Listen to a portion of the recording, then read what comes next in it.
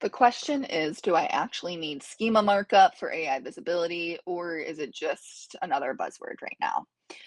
My short answer is, yeah, it helps, but also it's probably not the thing that's actually getting you cited. It's just a piece of the puzzle. I'll also state that it's one of the things I never thought I would actually touch as a marketer, and here I am talking about it.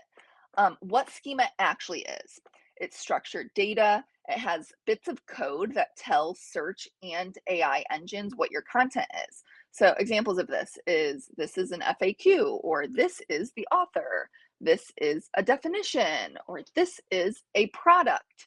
Why AI cares and how it actually works is that the engines cite content that they can clearly understand.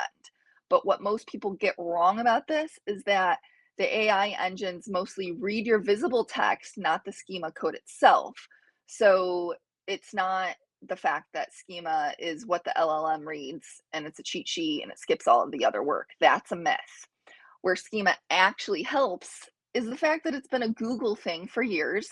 It powers the search results, like the FAQ drop downs, the star ratings, more of like the fancier kind of search results on Google. And also Google's AI answers, the AI overviews that we're seeing um, are pulled straight from Google search. So if your schema is helping your Google ranking, it's also going to help you show up in Google's AI answers. Outside of Google, so the other platforms like ChatGPT or Perplexity or Claude, it's a little less clear how much schema helps. But I'm of the stance that you should be adding it pretty much right now. It's just expected as a best practice. Um, so essentially the schema, what it does is it rides along with your clean structure of the content on site. So what humans read, the AI is still going to read that. With that, you want to do the best practices for AI optimization. So have your answer first, utilize your headings appropriately with questions and answers. Um, I really pull all of that from my audience intelligence. That's also layered on all the other best practices us content marketers have been doing for ages. You also want to have your FAQ formatting. That is the structure that's going to make the impact for your AI visibility. The schema labels it. The schema is doing a label behind that. So how much each engine uses schema is still not, concrete. But what we do know is that Google rewards it more than others. So keep that in mind. The schemas that matter the most are FAQ schema, so your Q&As, your article schema, so that's author and date, because what that is it's a trust signal, and AI loves a trust signal. You also have organization and person schema. This is your entity, and entity consistency is another really important thing when it comes to your AI brand identity.